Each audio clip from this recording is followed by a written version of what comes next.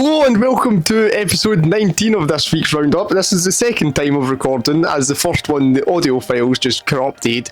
And if this one doesn't work either, I think I might just end it all. But roll the titles. So yeah, I'm working with no script this week. I've been busy, so normally what I do is I take loads of notes down on my phone. I've got notes where I put loads of stories to talk about, and then I script it all into a big script which takes hours, but I've not done it this week, so we're purely running off my head. So out of every video that could have corrupted, this was not the one, but let's try and do this. So first of all, the Artic has grew. Between 2021 and 2023, it is estimated that 108 billion tonnes of ice grew annually, which is a good thing. Nice voice crack, considering global warming and the planet getting hotter, which right now has been an incredible weekend for sunshine in Scotland, which I am loving.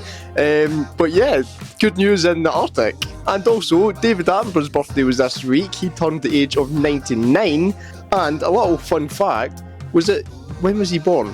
So it would have been 1926 he was born.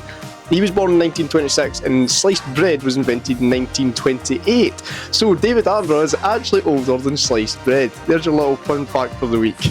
What else have we got? We've got, oh yes, Stansted Airport in the couple minutes of filming this. Stansted Airport has been hit with a big IT glitch, which will be delaying flights, cancelling flights, causing loads of havoc. Everybody's stressed. So, which will be quite impressive actually. If by chance you're watching this on the Sunday and have a flight from Stansted Airport either today or tomorrow, then make sure you check before you fly. And my camera battery's running low, I think. Great. Check before you fly. You could have a delay. I don't know.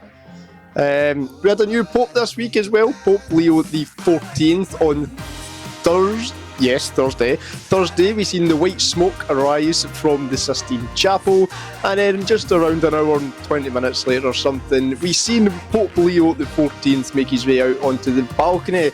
He's also made his first, I was going to say tour there, but no, his first ventures out into the world as a new Pope, and there was pictures released of him visiting Pope Francis's tomb, which was part of his first tour. I don't know. I need a script. I'm struggling here. Right, and we're back. It turns out it wasn't my battery that was dying.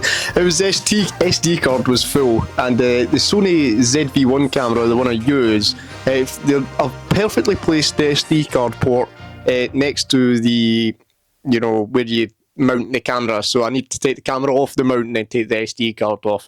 It's a bit annoying, but we move, and and the Chelsea women's team, which we spoke about last week, who had won the Super League, finished off their season yesterday with the 1-0 lead win against Liverpool, giving them an unbeaten season. So, quite impressive. Well done. What else we got?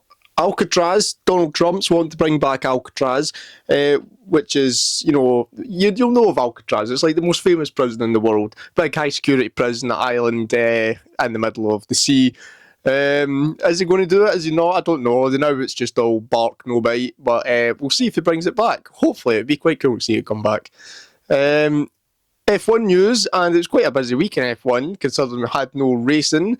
There was rumours floating about last week that Franco Colapinto would be back to replace Jack Doohan in the Alpine seat alongside Pierre Gasly.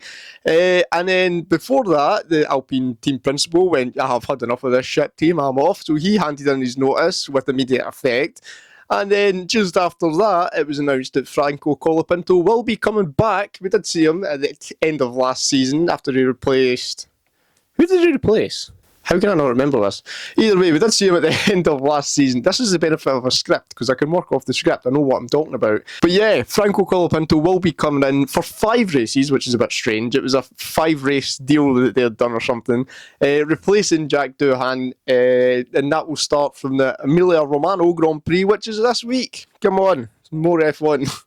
And also, even more F1 news, Carlos Sainz Sr., the father of Carlos Sainz, the F1 driver, looks like he's putting his name in the running for the FIA presidency as well. I think Susie Wolff said she was putting her name in it. I don't know when the election is. Again, I already knew that I've had a script, but yeah, it's coming up, I think. And you may remember back at the start of this week's Roundup, at the start of the year, we spoke about wildfires in Scotland, England, and Ireland. Well, they're back in Scotland and very close to where I stay, actually, in West Lothian. At 11:53 or something on Saturday morning, the fire brigade were called to a wildfire in the Falthouse area. Since then, the fire has continued burning and blazing, and last night it covered around 5.5 football pitches worth of area. I did manage to get myself some drone footage, so I will pop that on the now. But as you can see, it was quite a big blaze.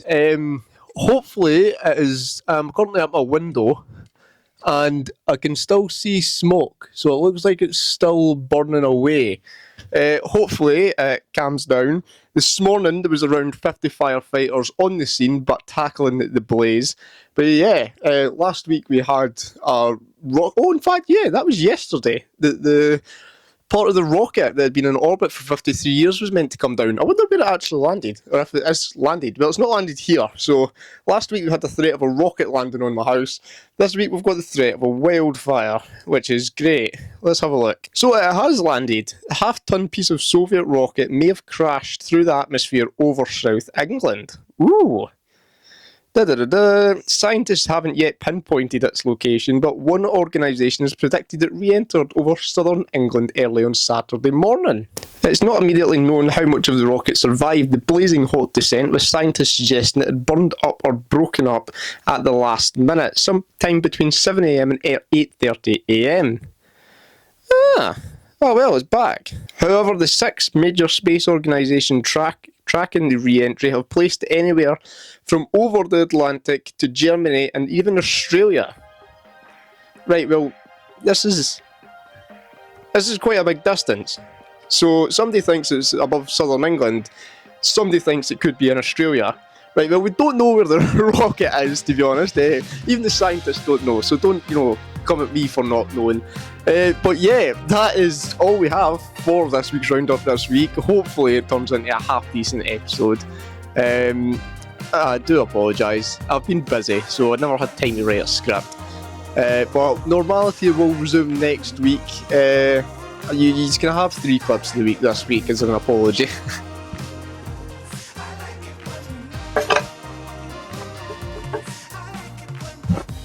Tá bom.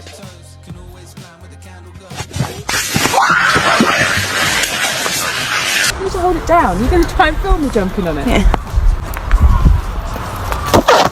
Oh! That wasn't a good idea, Imogen. That wasn't a good idea. Your glasses are broken. Oh, shit.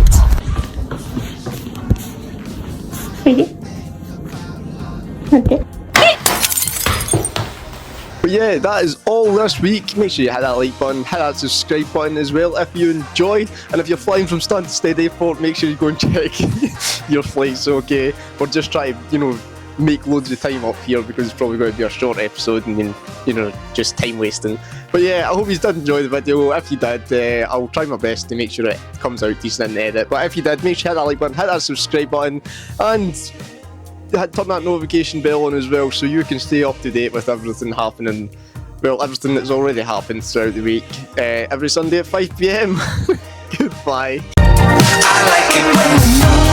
Oh, God help me. I hope this turns out well. And if this audio footage is corrupted as well, I am going to lose it my I like it.